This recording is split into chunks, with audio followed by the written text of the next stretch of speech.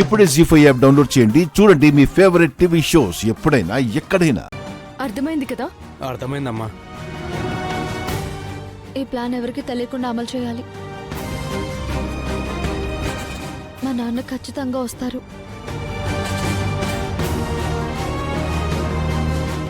పదండి.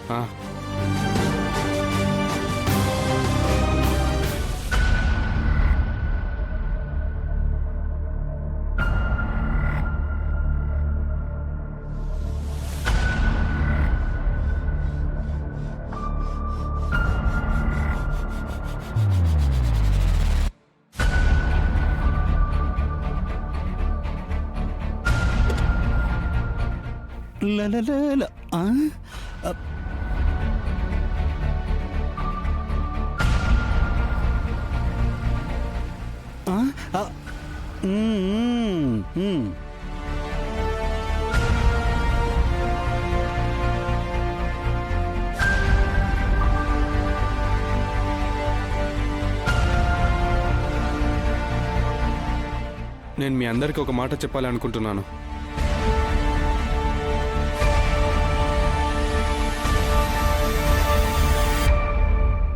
ఇదంతా చూస్తుంటే ఈ పెళ్లి జరిగేలా లేదు.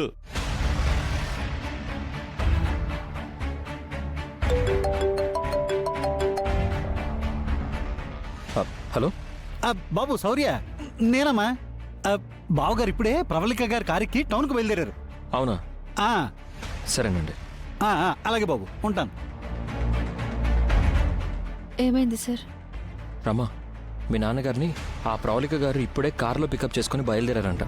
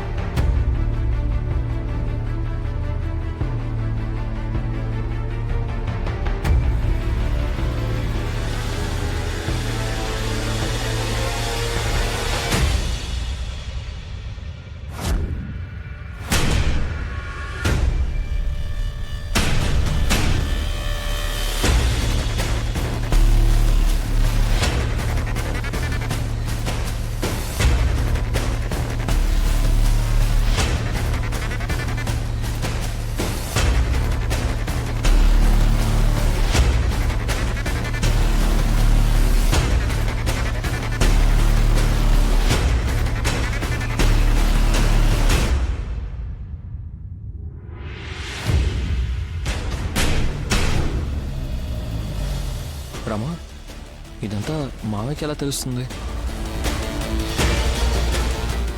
బావా, సారీ సార్. ఈ వీడియోని మీరు నాన్నకు చూపించండి. తప్పకుండా నాన్న వస్తారు. పద.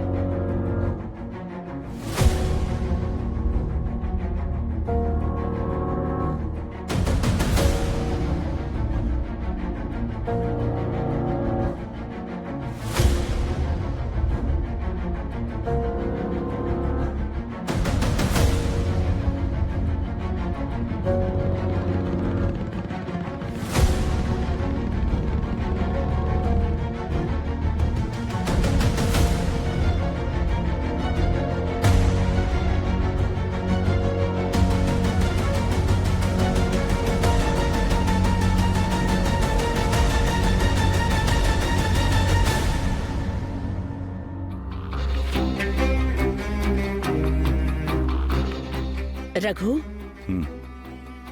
మన ఇద్దరం ఇలా కార్లో ప్రయాణం చేసి ఎన్ని సంవత్సరాలైందో కదా. అప్పటి రోజులు నీకు గుర్తుకొస్తున్నాయా? నాకేం గుర్తు రావట్లేదు జానకి.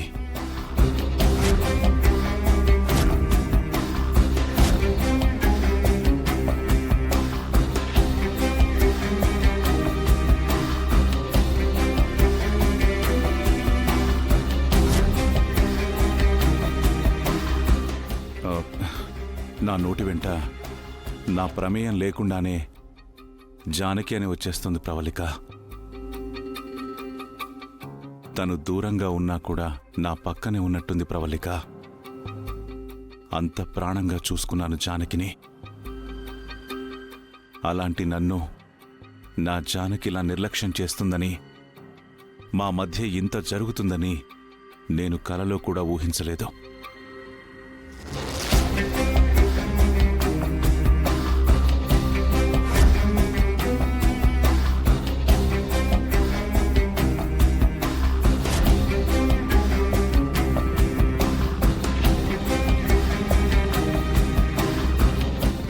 బ్రో ఈ రోడ్ ఏం బాలేదు కదా, మెయిన్ రోడ్లో వెళ్దాం. బ్రో మెయిన్ రోడ్లో వెళ్ళే వాళ్ళని క్యాచ్ చేయాలంటే ఈ అడ్డ రోడ్లో వెళ్ళక తప్పదు బ్రో. నువ్వు గట్టిగా పట్టుకో.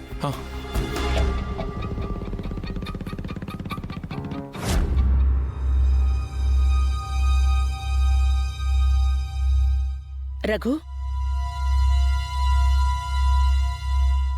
రఘు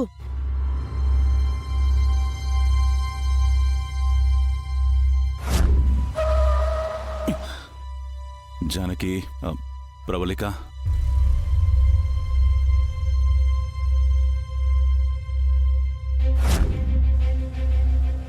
మెల్లిగా పోని.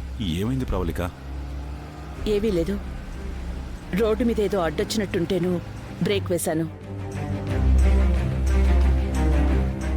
దాంతో పాటు నువ్వు జానకి గురించి ఆలోచించే ఆలోచనలకు కూడా బ్రేక్ వేశానా?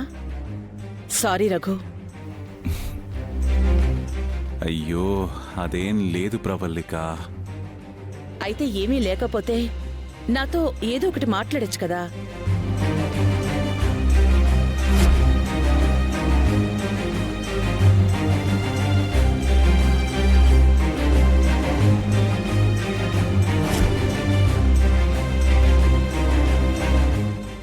అదిగో అచ్చడు కరణం గారి తోట కదా అది.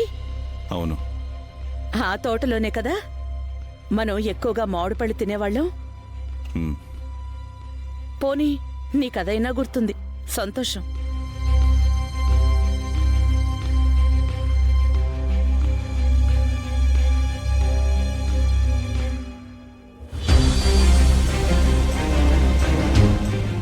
అదిగో బ్రో కార్. అవును, అది ప్రవళిక కారే. అందులో వచ్చే మా నాన్నకి ఫుల్ బాటిల్ ఇచ్చింది. పోనీ బ్రో, పోనీ.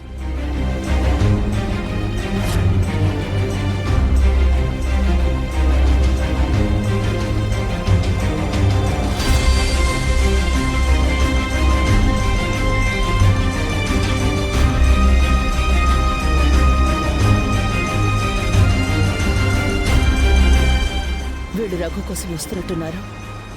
ఆ జానకి ఆలోచనల నుంచి రఘుని ఇప్పుడిప్పుడే బయటకు తీసుకొస్తే అప్పుడే ఈ వెధలు బైక్ మీద వస్తున్నారేంటి?